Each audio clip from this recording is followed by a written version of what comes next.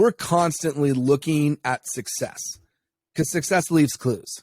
And so it's kind of mind-boggling that more people don't decode success and really look at it as a roadmap, because there's no shortage of examples of people who are doing it the right way.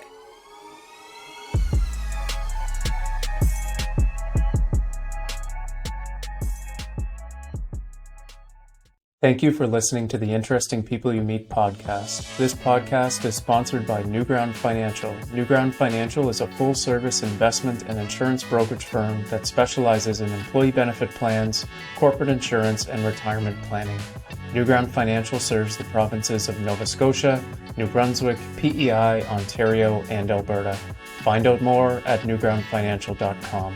Thank you for liking, sharing, and commenting on the Interesting People You Meet podcast across all of your favorite listening platforms, including Apple Podcasts, Spotify, and YouTube. By doing so, you are ensuring that more great people just like you have the opportunity to hear from our guests. Thank you, and enjoy the show.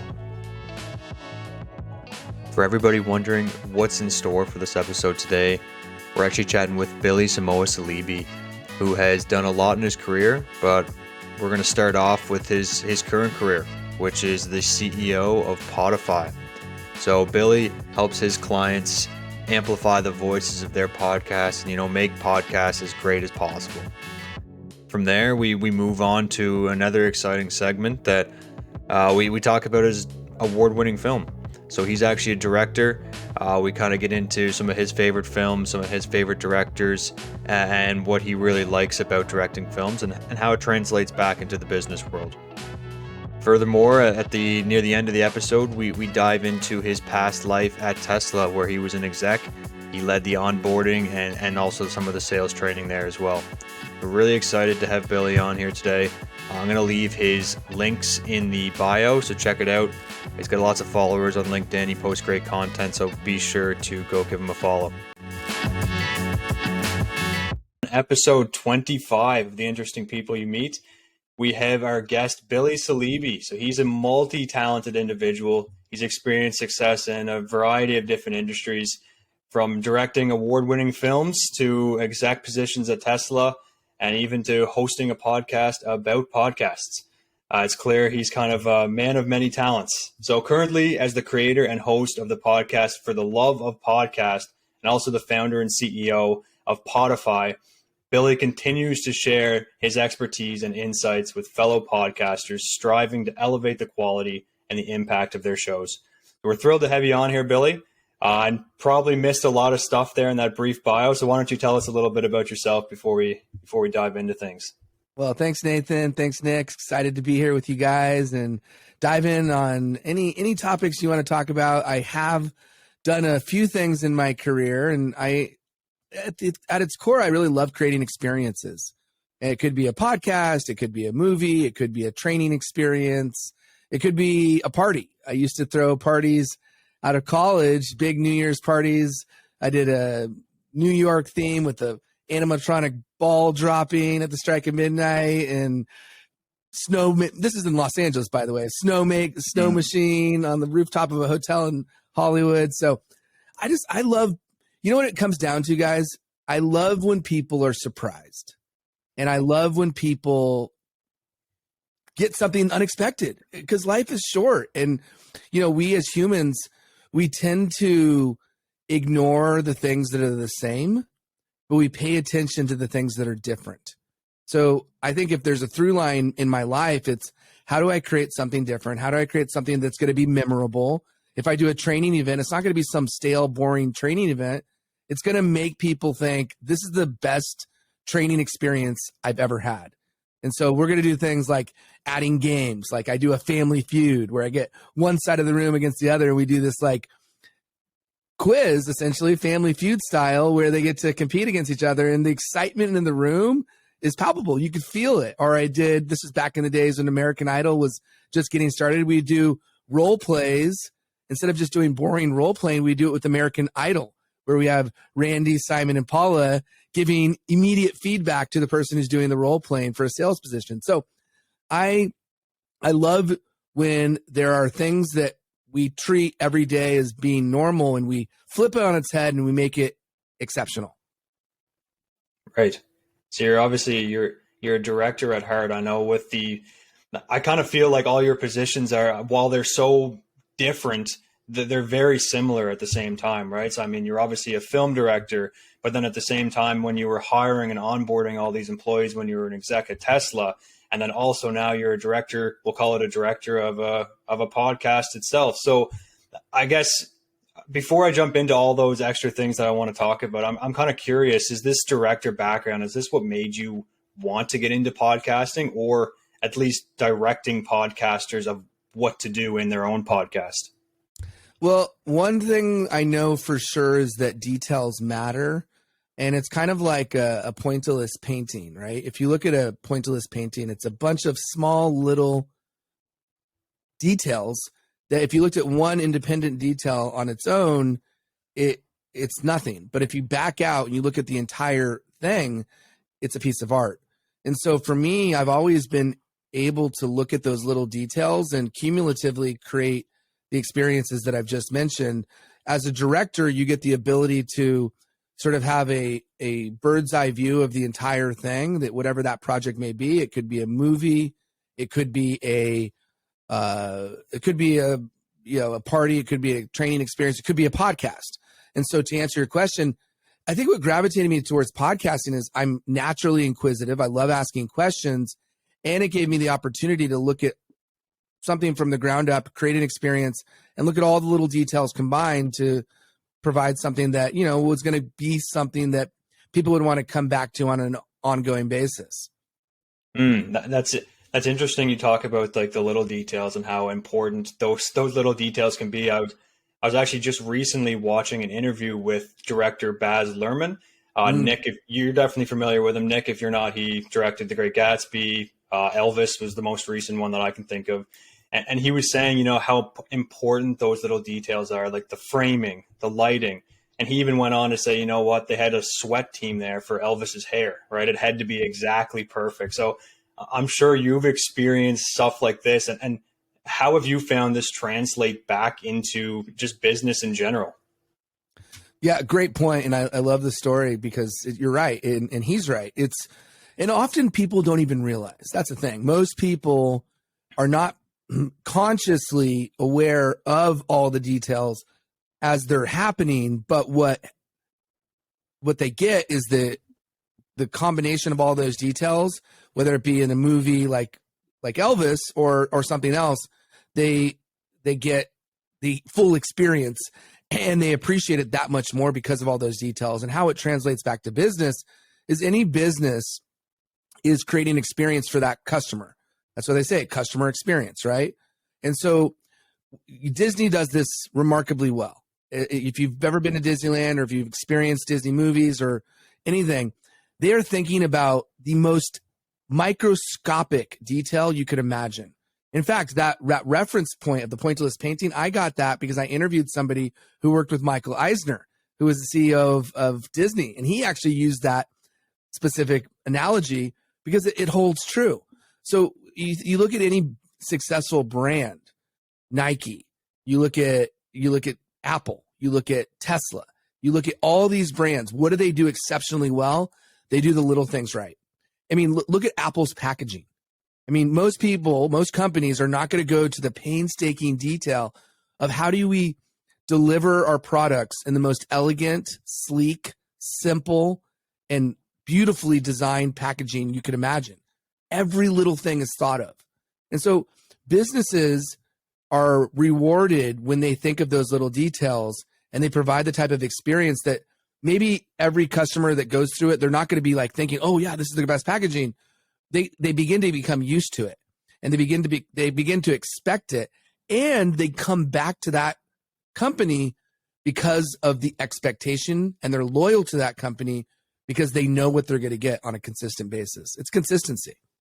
Mm-hmm. Well, I know obviously podcast is what you're mainly focusing on right now. And just going back to what we were just talking about, that consistency, that just level of detail. Can you think of any podcasts right now that stand out to you that come in with that consistency every single time And it's just everything to the little detail, whether it be the introduction, the music.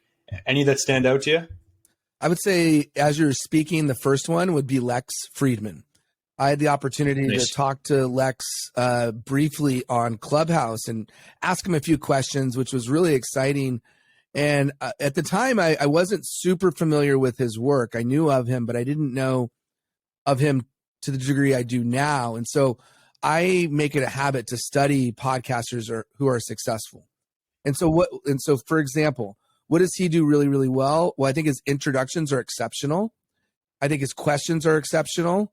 And I think the way he is able to provide an experience that you cannot find with any other interview of the same person is what makes people want to go back to his show.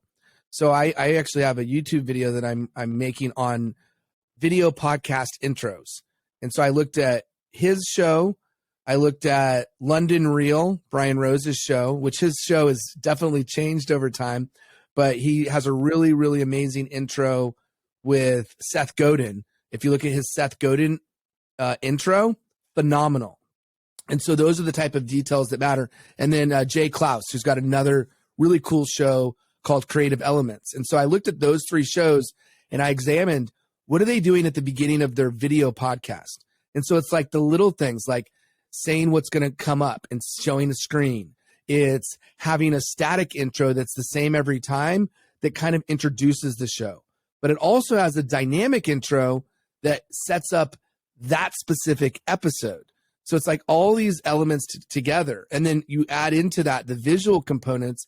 How are you visually showing what's going to happen? And maybe there's a highlight part of the episode that you see at the very, very beginning before the show even starts. I just watched your guys' show, for example, and I know at your YouTube, there's something that's going to come up right away. So at the very beginning, so you get a glimpse of what's in store for the rest of the episodes. I mean, that's just the intro, but you could dissect every single part of a podcast. It could be the outro. It could be the advertisement breaks. It could be a special segment that they have during the show. What are they calling that segment? How are they going about? Is it consistent? Is it something that people are going to want to keep coming back to? So those would be examples of some of the details and a few examples of podcasters that I think do a really great job of it. Great. And is that the type of stuff you would teach podcasters at Podify if they were to hire you on and work with you? Yeah, man. Well, we're constantly looking at success because success leaves clues. And so it's kind of mind-boggling that more people don't decode success and really look at it as a roadmap, because there's no shortage of examples of people who are doing it the right way. I've just mentioned a few, but there's countless examples. So one of the things I did is I looked at Patreon, which is an amazing community building platform. And I looked at all the shows that have huge bases of community bases, which, large numbers of patrons. So what I did then is I took all of those top performers essentially, and I looked at what are they doing on YouTube? Where are they putting links so that people will join their Patreon community? What are they doing in their intros? What are they doing? And so I looked at all these details, and now with my clients, people that are part of the Podify family, I give them that knowledge and say, hey, listen, here's what I'm seeing people do to build their Patreon community. Here's what I'm seeing doing for their outro. And so to answer your question, absolutely, because it's like, why would I not share that? Because if it's being used by somebody who's already seeing success, might as well implant that same philosophy, or at least a version of that philosophy, in the shows that we work with. Mm-hmm. I completely get it. I mean, there's obviously a lot of noise out there, and I certainly, and I'm sure Nick certainly too, just doesn't want to be just, another sound, right? Just another part of that noise. So we would definitely like to stand out. And if I was to ask you, what advice do you have for people just getting started into the podcast industry, maybe other than steal other people's ideas, which I think is a great idea. But other than that, is there anything else that you would suggest? Well, the first thing I would do is pick up a book called Make Noise by Eric Newsom, and fantastic book. If you haven't ever read it, I highly, highly suggest it, especially for any new podcasters. The second thing I would get clear on is, what is your intention? why are you doing this? And the way I think about this is in 2 to 3 years, if this podcast is successful, then X. What is the X? You have more clients, you've sold X amount of things, you've made this kind of impact. And there could be a list of things, but make sure it's super clear. And it's also ideally something that you could quantify and something that you could track. Once you know what the success metric is, then how do you reverse engineer your way to get there? Because every show is going to be different in terms of what their goal is, what they're hoping to accomplish. And the more crystal clear you are on what you want to accomplish, the easier it's going to be to create a plan, a strategic plan to get there. And so the best advice I could give anyone starting, know where you're going. And then now that you know where you're going, what are the steps you need to take to get to that end point? And most people want their show to grow. Most people want their show to be monetized. So I look at show growth and monetization through the lens of leverage.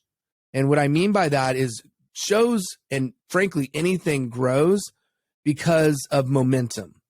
And so there's really 3 leverage points that I think of show growth. 1 is organic, 2 is collaboration, and 3 is you're thinking of it from a standpoint of putting money into it to see the growth. So it's paid.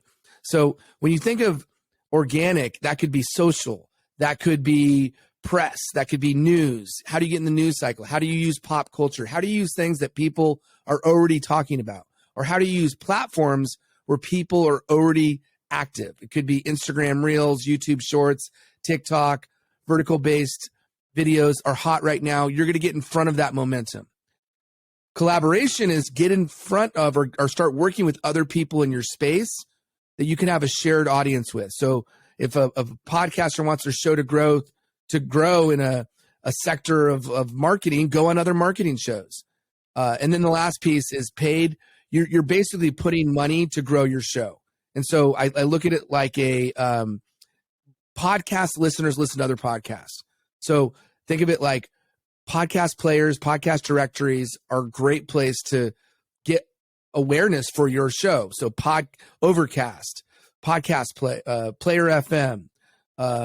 There's so many of them that you can use, and they have Podchaser that you could use, and you can help your show grow by basically pay to play.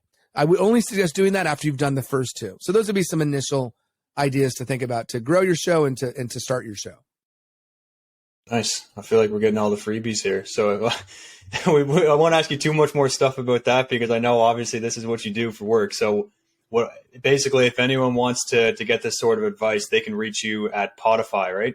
Yeah, and I'm happy to share it all. I mean, like, information's free. Execution is where we charge, and implementation. So nice. Yeah, anybody could reach out to me. Just send me a note, billy@podify.com, or just go to our website, podify.com. So happy to share. And to me, it's like not every single person listening to this show or any show that I'm ever on is going to be the perfect fit for us as a client. But if I can help them achieve their goals just by sharing information, I'll share it all day long.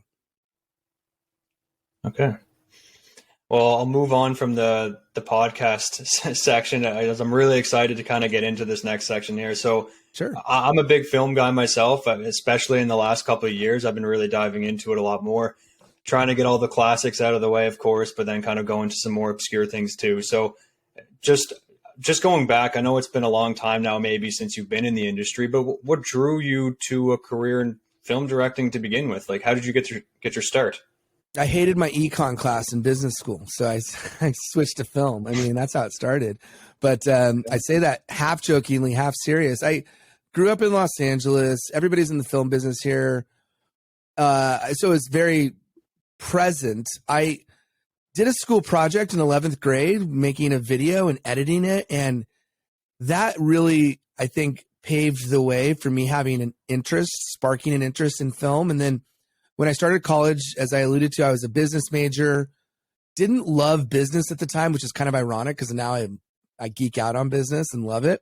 But, when you're an 18-year-old kid, you have different interests. So got into the film program, which is a pretty good one here at Loyola Marymount University. And then I say here because I live up the street from it. And then when I left, I was like, well, I should probably make a movie. I got a film degree, and started writing something and worked with a buddy of mine to get a script together. And then we bootstrapped our way to make the movie. And, the movie itself was a labor of love, to be honest, because anytime you make an independent movie, there's no guarantee you're going to see success. Now, the film did really, really well, won some awards, took it all over the world and film festivals, and then got picked up for distribution on Netflix and, Amazon, Apple, everywhere you could imagine. And so by many measures, it was a huge success. And also it took a long time to make. And so I learned so much in the process, from leadership to those details to recruiting and finding talented craftspeople to make the movie and edit the movie and shoot the movie and all those pieces of the puzzle. And then of course the front of camera, the actors, and doing all the auditions. I mean, we saw over 3,000 actors in Los Angeles to fill the role. So it was a huge, huge, huge undertaking. And so that's kind of the journey that I took to get the movie made. Was it inspired by your party scene that you used to throw? Yeah, a little bit. I mean, the parties that I threw were, so the movie's about ecstasy, the drug, and it follows the lives of 8 people over a 24-hour period. And you got the dealer to the school teachers, never tried it before, and everything in between, a doctor, a lawyer, a raver, or all these sort of personalities. And each of them have their own unique arc and story, but their stories intertwine because they all meet at a warehouse party in Los Angeles. And so the parties I threw weren't warehouse parties. They were more like, I would say, New Year's Eve parties, things of that nature. But it was inspired by my experience going to warehouse parties and experimenting with the drug, and, obviously being immersed in the scene. I got to see firsthand what it was like and how people react and respond to this experience, because it is a very unique experience to be on the drug. And then how you build relationships. I mean, there's a reason why the drug's used in therapy. There's a reason why it creates the empathy, and there's a reason why they call it the love drug. And so I wanted to kind of tell a story where the experience was a huge part. The experience taking the drug was really a character in the movie. I don't mean to geek out too much here, but I know that making a movie with that many moving parts and that many characters can be very difficult, especially when their stories are all intertwined. I know one example of one that I can think of that probably my favorite foreign film, or at least up there, City of God, did was just great. Every single person, the story felt memorable. You didn't feel lost in all these different stories. So what were the challenges of making this sort of intertwined multi-character film?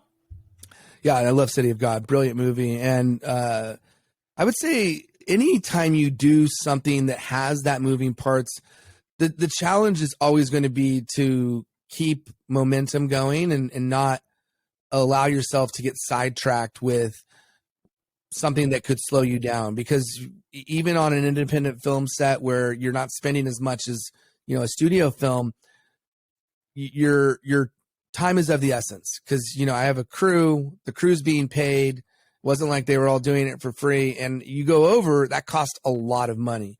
And so sometimes you can't get perfect. You can't get exactly what you want. You got to keep on progressing. And editing is a magical part of the filmmaking process. So there's 3 versions of a film. There's the written film, there's the film that's shot, and then there's the film that's edited. And ultimately what the audience sees is the film that's edited. So I have a really deep admiration and respect for everyone, from the DP who shot the film, Aaron Platt, and all the work he did, and my co-writers in the film that we wrote, and then Duncan Burns, our editor, the film that was edited. And so each one has its own unique flavor. So what we envisioned wasn't what we shot. What we shot wasn't what was edited. And so I think being okay with the imperfection is part of what you need to have. And that could be any creative pursuit. It's never going to be exactly what you envisioned, and that's okay. Okay. And how long was the initial shot? I've always kind of been curious. I mean, some movies, obviously, I mean, you get so much on film. and then you cut it down really short. I know Rolling in particular was 90 minutes long. I tried to find it, by the way. I need to get Netflix back because I don't have Netflix. If it's on there, I'll definitely watch it. But how long was the original, I guess the original screenplay in terms of it? That's a really, really good question. So we had a longer script than we ended up shooting. One of the things we did was we did a lot of changing of the lines, both in table reads and also on set. So I'm a big believer in improv and allowing the characters to really get into the character and riff with each other, because it comes across as more natural. And by the way, the film can be found most easily these days on YouTube. We are just getting back, because as I mentioned, we got distribution. So we're just getting back the movie to us as the filmmakers, because it's been with the distributor. And so we'll get it on more platforms. You get it on, if anyone does have Netflix, you get it through the DVD. It's not streaming anymore, but who has the DVD Netflix anyway? So I would say the easiest place is just go to YouTube and you pay $1.99 and rent it.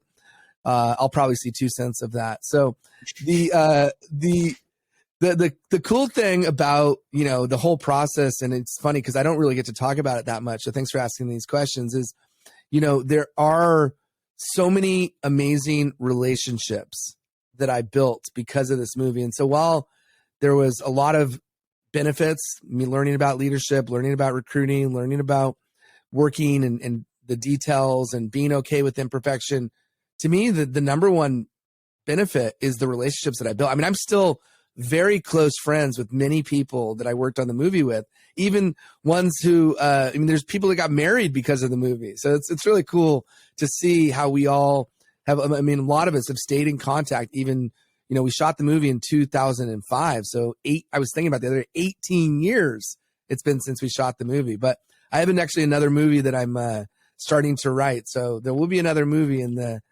foreseeable future. Right on. You're hearing it here first. This is the first public announcement. I've told a few friends. But do you have any? Who would you be your inspirations in terms of directors? I mean, I have a lot of favorite directors myself. I'm curious from an actual film perspective. You probably have some more obscure ones that maybe most listeners or I guess just people in general wouldn't be aware of. But I'm curious, who's inspired you? Several. So Rolling was inspired by a movie called Sidewalks of New York, Ed Burns movie. Very few people have seen that, I would say, but it's a love story. It's a documentary style, sort of a mockumentary, where the characters give interviews and then they talk about their love life. And then you see interwoven their storylines and how they all connect. And so our movie Rolling is similar in that the instead of love being the topic, ecstasy is the topic, and the characters give interviews to the camera, and then you see the intercut between that, their storylines. So he's a director that I've always been interested in. Love P.T. Anderson. So Paul Thomas Anderson's, I'm a huge Boogie Nights fan. Probably one of the most brilliant movies ever made, if not the most brilliant movie ever made. Obviously, you got to put Coen Brothers on the list. Love everything they've done. Fargo is one of my favorite films of all time. I like the Duplass brothers. Like, they've done Puffy Chair and they've done a lot of really cool films.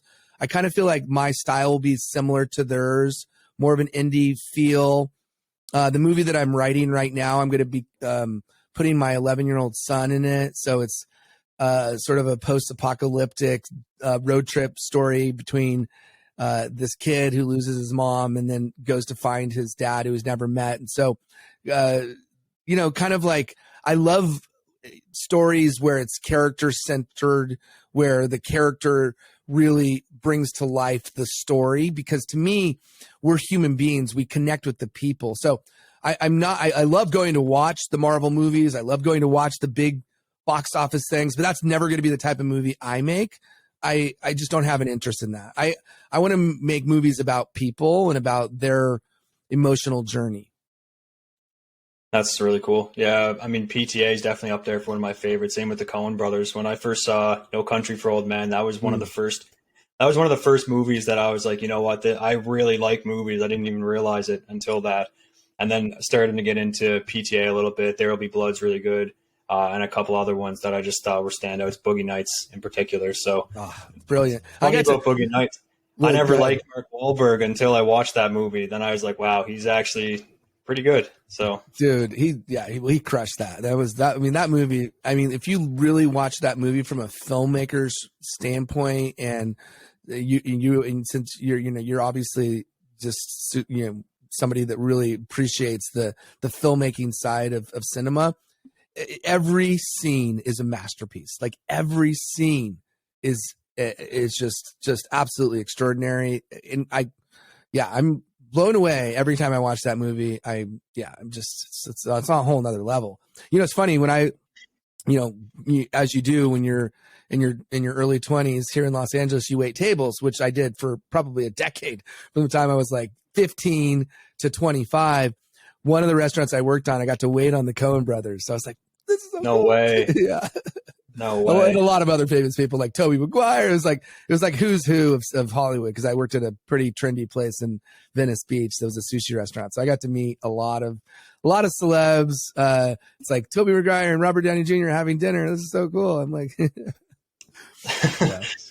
That is awesome. Well, we talked about movies a lot. We'll move on to maybe a section that I think Nick's going to really enjoy, and it's kind of more so the leadership section of your career journey through Tesla. So how did your experience as an exec at Tesla influence, I guess, your approach to leadership and decision-making, whether that be as a CEO or just as a podcast host in general? But what did you learn from that point in time of your career?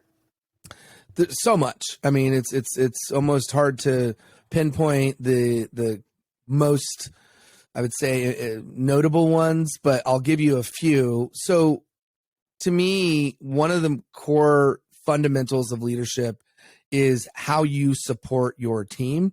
So I'm a big believer in servant leadership, which we've all heard of, but really think about what that means. If you really look at it at its core, is you work for your team doesn't work for you. And I'll say that again, you work for your team doesn't work for you. And so I'm always looking as a leader and as a business owner, how do I support my team so that they could do their job most effectively and thrive? So that's one key core tenet that is crucial. Having worked at Tesla, you're pinching yourself the whole time because, of course, everybody knows that it's one of, if not the most disruptive companies. And clearly a visionary like Elon, you're paying attention to what happens, right? And how he operates is a fascinating thing to dissect. And he's not perfect, by the way. I don't think anybody's surprised by that. He's a flawed human being like we all are, and probably more so than most. But I'm going to talk about the good things, not the bad things. So one of the things he does masterfully is ask questions. And not just any question, but the right question. So I had the opportunity, I was one of 200 people who had a director level or higher position. So I was on several conference calls with Elon, 200 people out of 60,000. So I was in rare company. It was very cool that I got to see firsthand. But then what was really cool is that when delivery happened, and delivery is basically when the cars go to the customers, every quarter, it was like all hands on deck. Everybody in the company needs to help deliver cars to customers. That's how we met our numbers. But I got to listen to him and how he would problem solve. And so problem solving it's an art. And one of the things you need to do is understand what that problem is so that you can solve it most effectively. And so an example would be one of the people who was in charge of making sure that all of the vehicles had a place to park made an excuse. And the excuse was there's no more parking lots available in Los Angeles. Well, that may have been true. But from Elon's perspective, you don't need a parking lot to house a vehicle. It could be anywhere. And so those type of excuses would not fly with Elon. And very quickly, that person was relieved of his duties because, frankly speaking, you can't make that kind of excuse with the guy who can land a rocket ship back on the planet after it's launched. I mean, so, those are silly excuses in his mind. But what I think Elon does probably most brilliantly than anyone is he uses what's called first principles thinking. And if I could say the one thing that I believe has helped guide my thinking is that, and for those who don't know what that is it's the absence of reasoning by analogy. And what I mean by that is most people who would start a car company would say, okay, let's look at all the other vehicles that are out there and let's make them incrementally better than the other vehicles, just marginally better. But the way Elon thinks about it is, what if cars didn't exist? And all we had to use was the laws of physics and any kind of immutable realities that we have no control over. And then we could create something from the ground up. So if you look at his vehicles, they do just that. So everybody's copying him now because he's created basically a computer on wheels. And it's better than an iPhone, and it does all the same things that you could imagine if an iPhone could do. That's what the Teslas do. And so I think that and that's just using a vehicle as an example, but you could do that with whatever product you have, whatever service you have. What if it didn't exist today and you were building it from the ground up? That's using first principles thinking. And it could be applied to the most tiny of problems you're solving to the biggest problems you're solving. Same reason he's able to look at rockets in the same way in SpaceX. So he didn't say, okay, we're just going to keep doing the same thing, launching rockets and then allowing them to explode. Imagine if we could not, every time a plane took off, that plane had to explode. Air travel would be quite costly and dangerous. But the fact is we could re-land those planes over and over and over again. And the only way we're going to be an interplanetary species is if we can do what he's already proven can be done, which is re-land a rocket. And he's still doing more in that vein. And so that type of thinking, to me, is what separates him and companies like his from all the others that are out there. Having been close to Elon, who else out there is wired like him, or is there anyone? I've read his bios and clearly watch him as a business person, and he actually went to school here in Canada for a minute too, which is kind of a neat connection. Is there anyone out there like him right now that we know of? From a business perspective, I guess. Yeah, I mean, look, I'm sure there are people who are not accepting the quote unquote limitations of reality like he does.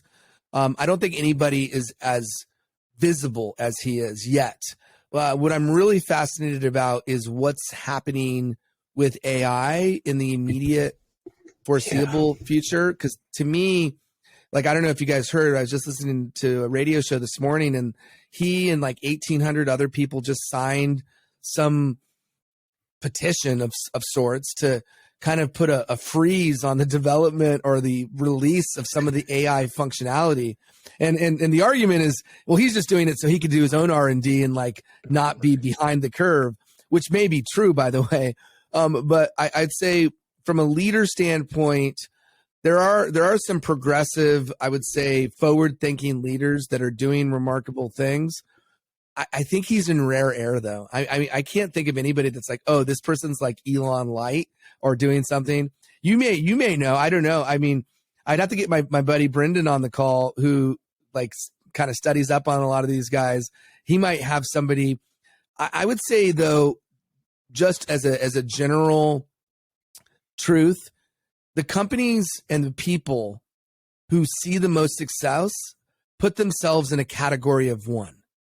And that's really, those are the originals. If you've read the book Originals, those are the people who are separating themselves. They kind of put a moat around their business because they've separated themselves from anyone doing anything like what they're doing. And so that's, I think, what Elon does really, really well is he does it better than anybody. So I don't have any, examples that immediately come to mind because I think he is.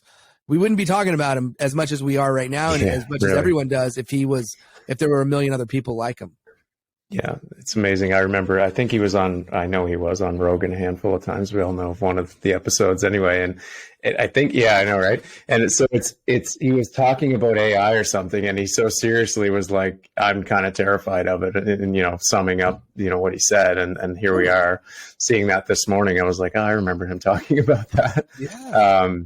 And furthermore, I remember another video too, kind of fanboying on him a little bit, but it was a YouTube video where he was like touring the SpaceX facility, and the reporter asked him a question about like, oh, what about this thing? And he kind of looked at him. He was like, oh yeah. And it was just like, he's going to now do that. I find that was kind of interesting, in that like sort of open to any idea and advancing the mission. Doesn't matter where it came from.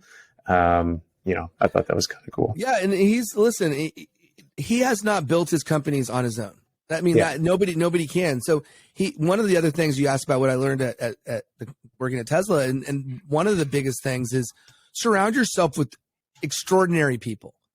One of the things he does remarkably well is identify talent, and he's not looking for a degree. He's not looking for, some accolades. He's looking for people who do exceptional work and who have a proven track record of doing exceptional work. And so the problem solvers, people who do amazing things, are people that he is attracting into his orbit. And so he can't do it all on his own, but he is good at keeping great people around him, looking at ideas. And I mean, if Elon says jump, everyone around him is going to say how high. So there is the Elon effect, which is both good and bad, by the way, because sometimes that could sidetrack you from doing the things that you were supposed to be doing. But if he's able to channel it the right way, and when he does channel it the right way, he's able to get those great people around him to work on really cool projects that are pushing the boundary of what was once thought was limitations. Yeah, I got a quick question that I've been meaning to ask, and it kind of compounds off of that, where you said, Elon's really good at finding this talent. It's not degrees, it's not whatever. And obviously, from an outsider looking in to your role over at Tesla, by onboarding these new employees, which ultimately was leading for you to help them offer the best customer experience, of course, for everybody else. But when you're looking at these employees, and when you're looking to bring them in, are the systems already set for who you're going to target, who you're going to onboard? And at the same time, were there any new systems or any new ideas that you would have brought to the table at Tesla? And yeah, I guess, how did those initiatives impact Tesla as a whole? Yeah, I mean, for anybody that's a new hire that we brought into the organization, the first thing I'll say is they have high expectations of what it's going to be like to work at Tesla. And their experience that they have will help to give them, and at least this is the hope, a acceleration of what they had coming in, which is excitement and motivation and being a part of something bigger than themselves, being a part of a mission. And so, when they get started, the systems, the tools, and all the different things that they have from an onboarding perspective, it'll be varied by role, and it will be something that they will obviously be using on an ongoing basis. But my job and my team's job was to not let them down and make them even more excited about being a part of this extraordinary company. Going back to your question, do you mean like the tools that they had, or how we onboarded them, or what was the root of kind of what you're hoping I'll answer? Yeah, to clarify a little bit, I guess, I know obviously Elon's very malleable, and he's willing to adapt to other people's suggestions. Now, when you're onboarding these employees, did Elon already have all these systems set in place where you follow kind of step 1, 2, 3, Yeah. or were the onboarders, were they given directive to make their own decisions? Yeah, great question. So the short answer is no, they didn't exist. And what I mean by that is it was more distributed as opposed to uniform. So every work group would probably have their own version of onboarding. And when I came in, it was to create a more cohesive and a more unified onboarding experience. So we created this program called Launch that every new hire goes through, regardless of what their role or position is. And so I would relate it back to Elon, he wants to create a frictionless experience. He famously, at least internally famously, said he wants it to be so easy to buy a Tesla that you can fall asleep on your keyboard and order one. Now, I don't know if he actually said that, but that's sort of the ongoing myth that we had. And I think for him, his focus, to be super honest, is on the product. He's a very product centered, he's an engineer. So he's always going to be thinking about how do you engineer the best product possible so that it sells itself. If he could snap his fingers, there would be no salespeople. There would be no need for salespeople. But the reality is human beings still want to talk to somebody. So if they go to a showroom and they meet somebody, at this point, there's not a robot that meets them. There's a person that meets them. So, when I stopped doing onboarding, my next role was head of all sales and product training. So my team trains any person in the world who speaks to customers. And so, I sort of, my role changed pretty significantly because I went from training all the new people to training all the people who talk to customers. But as far as like what existed prior to me taking over, which was really a new role, it was more centered around each job function. And what we strive to do with the onboarding program was create something that no matter where you're at or what department you're in, you have that same unique experience. And I think what separated it and what we tried to do is help people understand what the mission is, why it matters, and what their role is to help it. And so if you're accelerating our mission, the mission is to accelerate, our adoption to sustainable energy, then how do you, in your role, how do you do that? Right. That's awesome. I know we're getting close to the at least hour here. We're at 45 minutes at this point. I just have like one or two more questions, and one in particular was just, you've obviously done a lot of things in your career. It's kind of went all over the place, from like the filmmaking to the Tesla to back to kind of doing some content creation for podcasting and even directing other podcasters. But if you were to look back in your career as to this date, what accomplishments are you most proud of? And I guess I'll ask too, what do you hope to achieve in the future? Yeah. I love questions like this because it allows me to reflect and think about things and look back, and because you don't, in day-to-day life, you don't often do that. You don't take the time to do that. So I think it's a good exercise. And so maybe anyone listening now, this would be a good question to ask yourself, is look back and reflect. For me, of course, I'm proud of the movie. I think that is a huge accomplishment and something that I always look back on with great fondness. But also I think because I was able to create training events that did not fit into a particular mold, I got noticed within my jobs, first at a small solar company, and then that small solar company grew. And then I got recruited to work at Solar City, where another big accomplishment was I created something called Solar City TV, or SCTV. And so even in my corporate job, it kind of became entertainment-esque roles. And so this particular achievement was exciting because we built a $250,000 studio. We did what I would call ESPN style internal TV shows. They were, I'm not gonna lie, they were like legit. If you saw these, you'd be like, wow, these are like really well done. I honestly wish I had access to a studio like that today, which we will eventually, but it's a $250,000 studio. I don't, it's not something that I'm going to fork over the money immediately to create. But that was a huge achievement. And I would fly up to the Bay Area and work with, all of the executives. And we had Elon's cousins come on the show, Lyndon and Pete Rive. We'd have our CROs now on the Forbes top 400 list for his company's billionaire named Hayes Barnard. And we just had some really, really cool people on that show. And I'd say that was a big achievement for me. And, the other one, of course, is when you leave a company like Tesla, it's it's hard. I mean, it is. It's hard to leave something where, you know, the work you're doing matters and the mission matters. And then it's like, okay, what next? And so I'd say starting my podcast, and I have two, Inside Out and For the Love of Podcast, starting those shows was a big, and it still is a big achievement. And then my business, of course, you know, is something that I am excited. We're having our biggest month ever, revenue speaking wise. And so it's still a new company, only 2 years old. But I would say I'm grateful that I've had the opportunity to work with so many talented people who are doing impactful shows.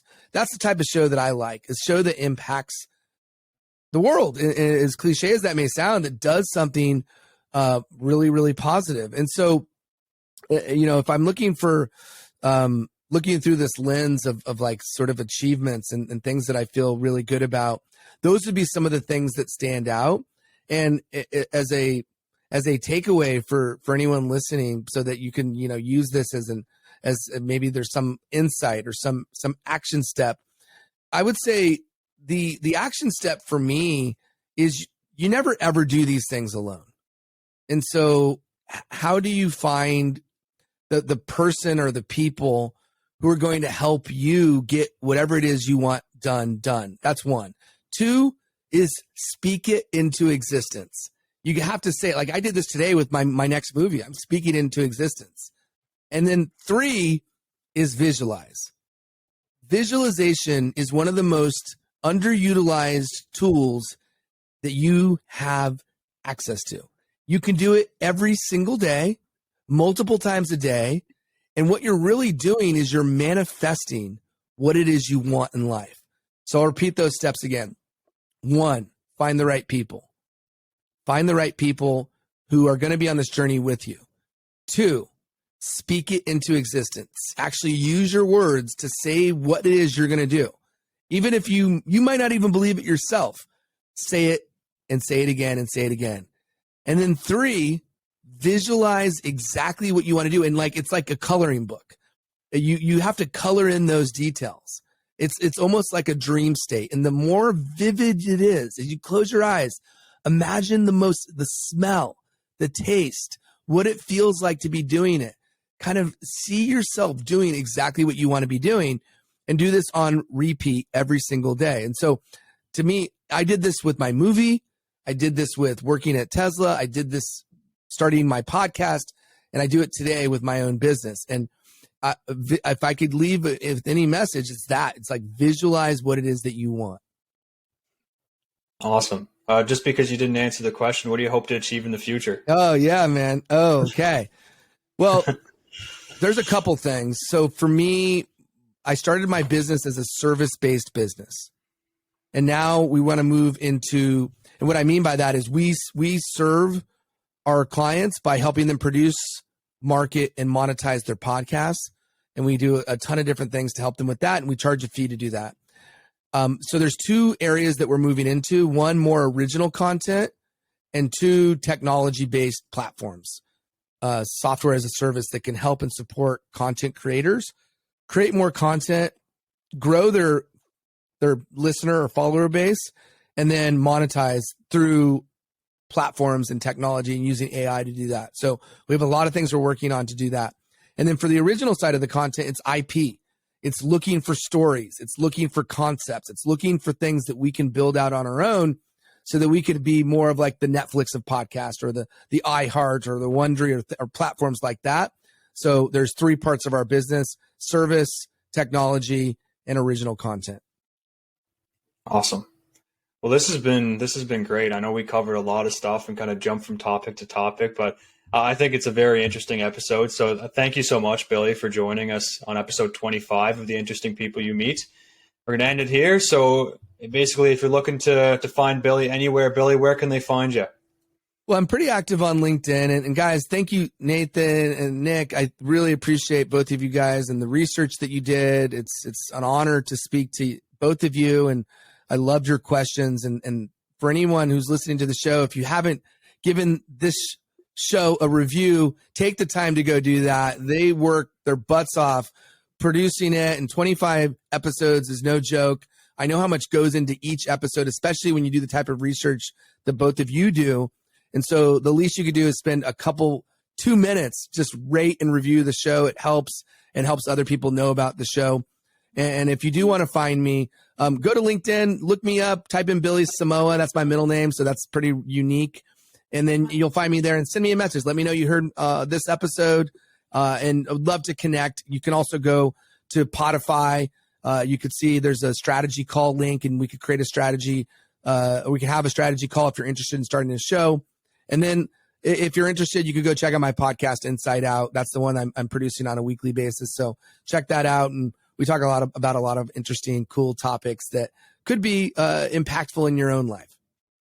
That's great. Well, thank you so much, Billy. Once again, it was a pleasure having you. This is episode 25 of The Interesting People You Meet. We will see you next time.